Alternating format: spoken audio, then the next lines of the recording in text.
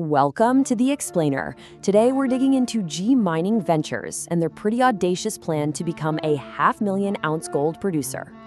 All right, let's just jump right in with the big number, right? 500,000 ounces.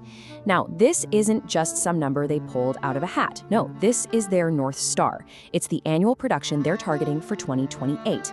And, for a company that's basically a single mine operator today, that is a massive leap. So the big question is, how in the world are they going to get there? Well, that's what we're here to break down. We're going to walk through their whole investment case step by step in 6 parts. We'll start with how they actually build their mines, which is pretty unique, and we'll finish up with the big picture, the macro trends that are giving them a serious tailwind. Okay, so first up, a better way to build. And really, this is where it all begins. It's their special sauce, their unique approach to putting a mine together. And honestly, you could argue it's their biggest competitive advantage in what is a notoriously tough business. And who's behind all this? Look, this isn't some startup run by a bunch of finance guys who've never seen a mine. Nope. We're talking about a team, the Guyana family, with a deep, multi-generational history. I mean, these are people who know the nuts and bolts of finding gold and then actually building the mines to get it out. And that kind of experience, it's absolutely crucial.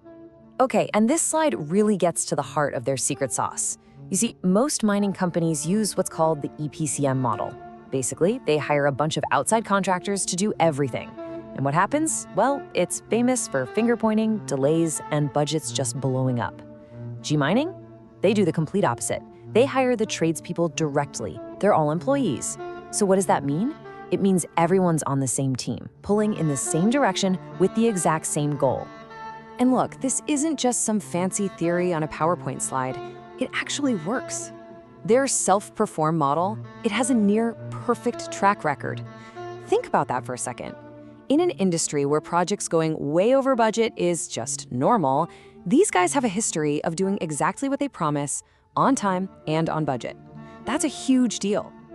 All right, so let's look at the proof in the pudding, the financial engine that's making all this happen right now. We're talking about their flagship mine, Tocantinzinho, or TZ for short. In its very first full year, TZ has been an absolute monster. I mean, it's generated almost $500 million in revenue. This isn't just a side project. This is the bedrock. It's the foundation their entire growth plan is built on. And then there's the profitability. Just look at this number. A net profit margin of almost 50%. That is just staggering for this industry. Let me put it this way. For every single dollar of gold they sell, about 50 cents of it is pure profit. It just drops straight to the bottom line. Or here's another way to think about it. At today's gold prices, they're making over $3,300 in pure margin on every single ounce of gold they sell. That's not revenue, that's margin. We are talking about a massive, massive fire hose of cash. So what's the bottom line here? All that cash, and by the way, it gets supercharged by a new tax break, it creates a fortress balance sheet, a rock-solid financial position. They've got a surplus of over $250 million, and that's after they've already set aside all the cash they need for their next big mine. And this is the key takeaway. It means they can fund their own growth. They don't have to go back to the market, hat in hand, asking investors for more money. No dilution. Okay, so the cash machine is humming along nicely. Now let's get to the really exciting part. Let's look at the blueprint for how they're gonna get huge. This timeline pretty much lays out the whole game plan. So TZ hit commercial production in late 2024, check. Now, they're full steam ahead on developing the massive Oko West project, aiming for 2027. And at the same time, they're already doing the initial work on a third potential mine at Gurupi. You see the pattern?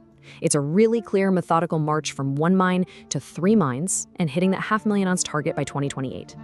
And they are not resting on their laurels, not at all. To make sure this growth engine keeps running, they're putting their money where their mouth is. We're talking about their biggest exploration budget ever for 2026, up to $50 million, poured right back into the ground to find the next big discovery. Okay, so that's the company's story.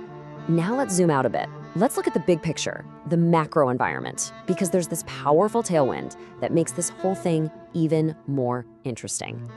What's happening in the background here is frankly a historic shift in the gold market. This isn't just your typical price rally. What we're seeing is a fundamental change in how the world views gold. It's being re-rated as a core global asset. And why?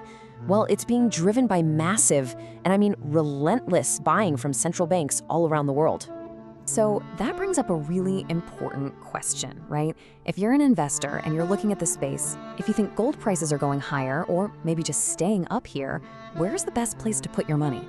And the answer is actually pretty simple. It's not the companies that are just standing still, the ones producing the same amount of gold year after year. No, the biggest winners by far are going to be the companies that can actually grow their production, the ones who can sell more and more ounces into this high-price world. Okay, let's bring it all home. We've talked about their unique way of building things, we've seen the cash cow mine that's funding everything, and we've looked at their clear growth plan. So the last piece of the puzzle is, what does Wall Street think about all this? Well, the pros, the analysts who get paid to cover this stock all day, they're overwhelmingly positive. I mean, it's pretty much a clean sweep of strong buy ratings. Their price targets are suggesting there's a lot of upside from where the stock is today, and the growth they're forecasting for earnings, it just blows the doors off the rest of the sector. Now, to be fair and balanced, you always have to look at the potential headwinds, right? And it's worth pointing out that there has been some recent insider selling.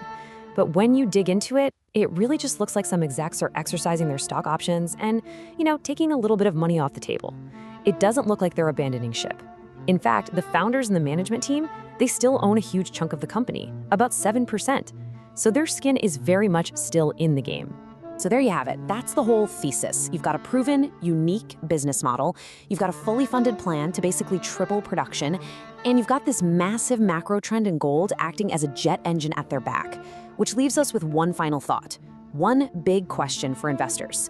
When you see all those ingredients lined up perfectly, is this the market's next great gold story just waiting to unfold?